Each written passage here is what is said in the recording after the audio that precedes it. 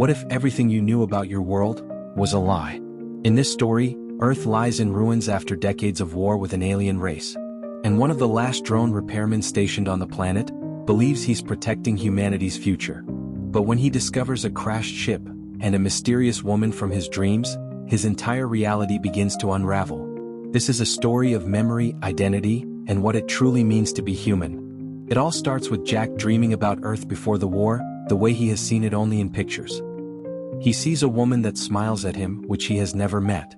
He has strong feelings for her, as if he wasn't experiencing a dream but a memory.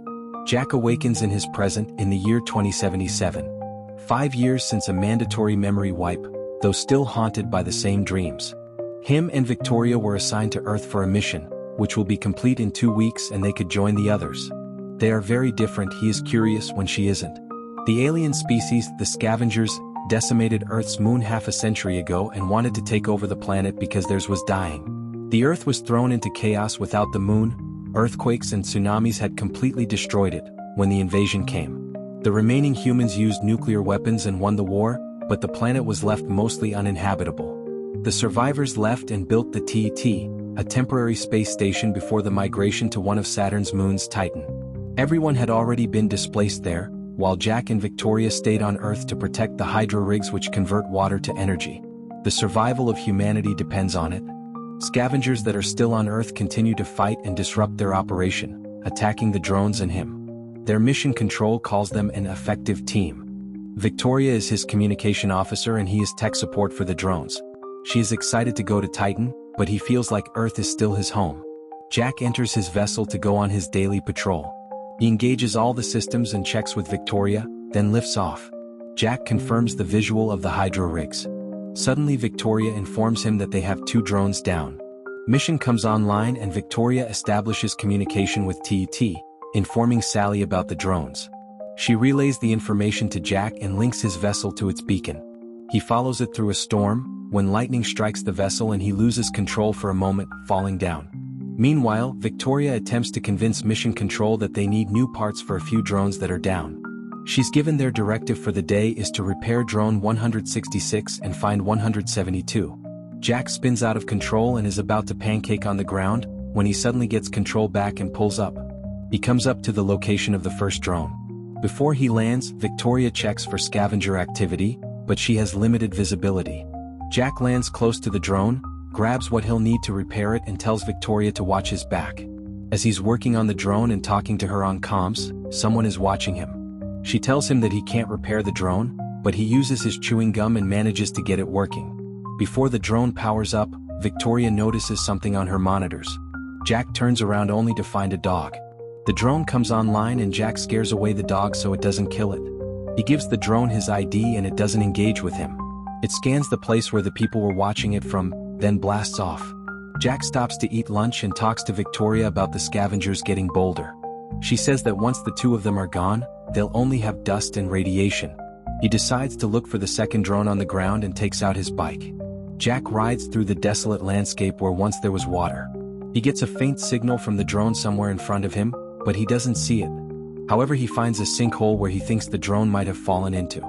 He informs Victoria that he'll go inside to find it and she says that TT will come offline in 15 so he will be on his own. Jack attaches a rope to his bike and climbs down.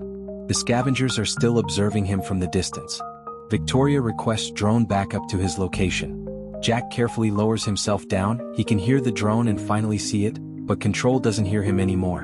When he attempts to approach the drone he almost falls over, then uses a fallen beam as a bridge to get to it. He reaches the signal and finds the beacon but no drone. Scavengers capture him and pull him in, but he manages to shoot their rope and free himself. He sees a few and shoots at them when they suddenly pull away the beam. He jumps over the gap as they are getting closer on his trail. Once he's safely on the other side he locks himself to his rope and pulls himself up, but someone shoots and breaks it so he plummets back into the sinkhole. It seems like all is lost as they close in, then suddenly a drone shows up and begins scanning, then blasting the place up, terminating the scavengers. Drone 166 scans him again, but it doesn't recognize his ID at once. Jack finds a book on the ground and takes it with him. Once he reaches the top, he sees that his bike has been stolen by the scavengers. Jack manages to get himself home. While he showers he has another memory of New York. He's doing some repairs on a drone when he decides to take a look at the book. Victoria interrupts him. She is preparing lunch as the sun is going down behind them. Jack gives her the flowers he's been lugging around and she goes outside and throws it out, telling him that it might contain toxins. While they have dinner, he tells her that the scavengers weren't attempting to kill him, but to catch him. Victoria goes to their pool outside, takes off her clothes and jumps in. Jack follows her there but doesn't come inside immediately. He asks her to come down on the ground with him someday before they leave. She pulls him inside the pool. They kiss and submerge, when he has another vision of the woman he's been seeing in his dreams. Jack awakens in bed and sees a massive explosion in the distance. He goes to explore what it was. One of the hydro rigs had exploded and Jack thinks that the scavengers had weaponized one of the drones. He finds a rogue signal that's being diverted off planet and instantly goes to investigate. He finds its origin in the vicinity of what was once the top of the Empire State Building. Jack goes in on foot and sees something that was also in his dream.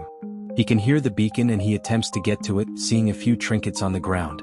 The beacon is using the building as an antenna and Victoria decrypts the information. It's a set of coordinates that are in the middle of nowhere. Jack shuts it down. Then continues his rounds, coming dangerously close to the radiation border. Before he heads home he does a perimeter check and goes off comm. Jack enters a beautiful ravine and lands his vessel next to a house near a lake. He turns on the light and adds the few trinkets he has found to the inventory of the home. He puts on a nice Led Zeppelin record and goes outside enjoying the place, thinking how much he would miss it when they leave. He falls asleep on the grass and has another dream about the woman on the Empire State Building. Jack sees an unknown object falling and takes off immediately. Victoria informs him where it came down and it seems it landed on the beacon coordinates. She tells him that mission is almost offline and before that she informs them of the situation. Sally tells her that Jack should stand down because they have already sent drones there. He defies the order and goes to inspect the object nevertheless. As he approaches he says that the object looks human and pre-war. Jack lands on site and finds hibernation pods with human beings in them. He informs Victoria that he has 5 human survivors. The last pod he checks is the woman from his dreams. Suddenly the drones appear and begin destroying the pods. Jack orders them to stand down, but 166 prepares to engage with him as well. It clears his ID though it wants to terminate the pod. Jack protects it and shoots at the drone, disengaging it. The scavengers are observing him again. Jack barely lands the vessel and comes out dragging the pod with him. Victoria opens the door for him and they open the pod. She tells him to get the med kit. She says that they need to report it, but Jack tells her about the drones. The woman suddenly awakens, vomiting breathing fluid. She falls back in Jack's arms and calls him by his name. Later she's awake and asks where she is. Victoria introduces them and the woman says that she is Julia. Victoria tells her about the crash and her crew, but the woman seems confused. Julia asks how long she had been asleep and Jack tells her it's been 60 years. The 3 of them eat lunch and Jack questions her about the beacon and her mission. Julia says that she needs to get the flight recorder from the ship, but Victoria tells her that the Earth has changed a lot in 60 years. They tell her about the alien invasion and that everyone else is on Saturn or on the space station getting ready to go. Julia sees them holding hands and laughs. Victoria is very apprehensive of her. Later, Jack and Victoria talk about her and she wants her gone. He asks her if she has any memories from before the mission and if she remembers her. Victoria gets angry and reminds him that a scavenger beacon got her down. The scavengers have found the place where they live. Later, Julia is awake when Jack joins her. He tells her that Victoria will report her presence there to the TET and they will send someone down for her. Julia says that she needs to get the flight recorder from her ship. She says that they both need to know what happened. They leave and Victoria tells him that she can't protect him. When they arrive at the crash site, she observes through the vessel's camera. Julia sees the pods and Jack tells her that he couldn't save them. Victoria sees someone on the monitors and attempts to tell them but fails. As Julia is looking for the recording, she finally finds it. Suddenly, scavengers appear and knock Jack over. He sends the vessel back and they knock him out completely. The 2 of them are being taken somewhere by the scavengers. The following day, the vessel comes back to Victoria. Mission comes online and she doesn't tell her exactly what has happened, just that he went off comms, so she asks for a drone to scout the area where he was last. Jack awakens with a light on his face, restrained. He hears a voice recite the lines from the book he previously found. A man lights a cigar in the darkness and tells him that he's been watching him, noticing how curious he is. Jack says that they won't get anything out of him because his memory has been wiped. The man asks if he has ever really met a scavenger before or been to the radiation zone, or ask too many questions. The light comes on to show an entire building full of humans. Jack is confused, so the man Beach explains what they are, just human. But that they have to hide themselves from the drones because they are programmed to kill the humans. He asks why he protected Julia from a drone, and Jack replies that anyone would have done that. Sykes walks up to them saying a drone will track him. They remove his restraints and get him up. Meanwhile, Victoria is checking the tracking data from the drone with Mission, and Sally confirms it's Jack. Beach takes Jack down to their ground facility and tells him that they brought Julia's ship down for its reactor. He tells him that the reactor, along with the drone fuel cells they have scavenged, can make a nuke. One of the drones they have taken with them can carry it, but they can't access it, only Jack can. Simultaneously, the drone is tracking his DNA to their hiding spot. Beach needs Jack to program the drone to carry the nuke to the center of the TET and end the war. Jack won't do it, so Sykes shoots him. They bring in Julia and threaten him with her life. Suddenly, an alarm activates, informing of the incoming drone. It arrives at the hiding place and scans it. The scavengers attempt to take it down, but it takes out a few of them until Sykes destroys it. Victoria and Mission confirm that the drone goes offline, and Victoria asks for 2 additional ones. At the same time, Jack is telling Beach the same thing. The scavengers are ready to let them go. Before they leave, Beach tells him that he can find the truth in one of the radiation zones. Jack and Julia reach the Empire State Building. He sends Victoria a message that he's alive, and she informs Mission so that she can call off the other drones. Victoria sends the vessel to Jack. While they wait for it, Jack asks Julia who she really is. She explains that the mission she was on was a research flight to Titan. But 6 weeks pre-launch, their sensors picked up an alien object and they were reassigned to investigate. The alien object was the TET. She tells him that she's actually his wife and that he isn't who he thinks he is. Julia tells him that he asked her to marry her at the very place they are standing. Jack remembers parts of it but is still a little confused.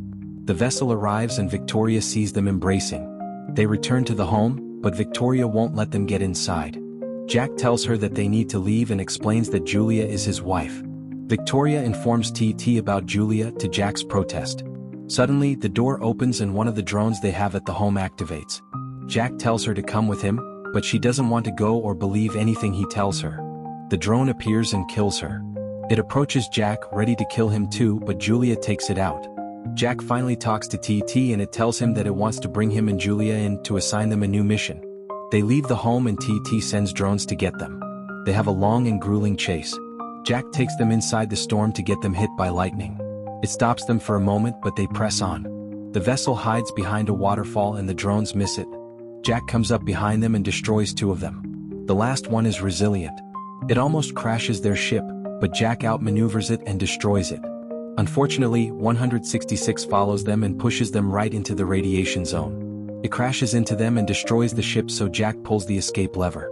They are stranded in the radiation zone. He hears a drone in the distance and goes to see if it's online, when he sees another vessel like his own land next to it. He can't see the man who gets out through his scope, so he decides to take a closer look. The man he finds there is himself. The other Jack tells him to drop his weapon. He tells him that they have to shoot the drone down, when Julia appears and the other Jack has the memory about her. The 2 Jacks struggle, first for the guns, then hand to hand, until the first Jack 49 incapacitates 52. Suddenly, 166 comes online, but Jack 49 quickly takes out its fuel cell, powering it off. He calls for Julia and realizes that she's been shot. Jack carries her to safety, then restrains 52 and takes his vessel, flying it to his home. Once inside, he notices that everything is pretty much the same. He finds the med kit and grabs what he needs. Victoria 52 catches him, but he succeeds in convincing her that he's her Jack. But he can't convince this one to join him on the ground either. When he gets back, he sees that 52 has escaped. He treats Julia's wounds, gets her to the vessel and takes her to his house by the lake. When Julia awakens there, fully healed, she takes a look around and plays Jack's favorite record. She joins him outside and he tells her that he knows he's not the original, but that he has loved her for as long as he could remember. Julia tells him that eventually what makes him are his memories. The following morning, Jack knows what he needs to do and gets ready for it. He has decided to help Beach and Julia will come with him. They arrive at the hiding place and Beach is glad that they have decided to aid in their plan. Meanwhile, TT goes over the footage from the previous time that Jack was there and finds his data. It sends 3 drones after them. Jack is programming the drone, while Beach is telling them that he was there when it all started, from the destruction of the moon to the eventual starvation of the humans. Lastly, the TET invaded the planet with troops that all looked like him, astronaut Jack Harper. Their memories were wiped and they were programmed to kill. Beach says that TET is a brilliant machine feeding on planets for their energy. One day he noticed him picking up the book and then saving her, giving him the idea that maybe he is different and that he would be able to help if he found a way to bring him back. Jack activates the drone and Beach says that he would love to be on TET to see its face when the nuke goes off. It would be a one-way trip, but it would be worth it. The scavengers prepare the drone for its final mission and open the gates. Unfortunately, the 3 drones are already there. They come inside and wreak havoc on the place. Everyone fights them, but the machines are stronger and they take out many of the humans. Beach destroys one, but not before it can hurt him and destroy the drone with the nuke. Sykes destroys the second drone and Jack the third. When they realize that their plan has failed, Julia makes up another one. She says that since the TET asked him to bring her up, he could take her in a pod and carry the nuke that way.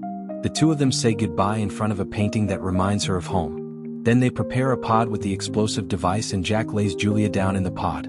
He tells her to dream of them and closes the pod. He drags it to his vessel and sets a course to TET.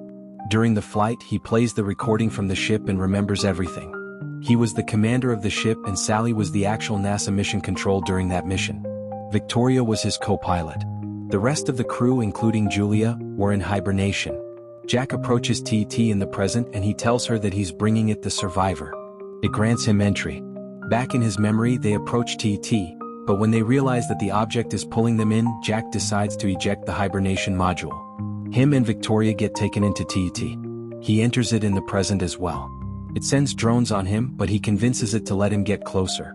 On the way to TET's control, he sees the many clones of himself and Victoria. ET welcomes him home as he lands next to it. He takes out the pod and opens it. Beach pops out. Julia's pod opens as well, but she awakens in the house next to the lake.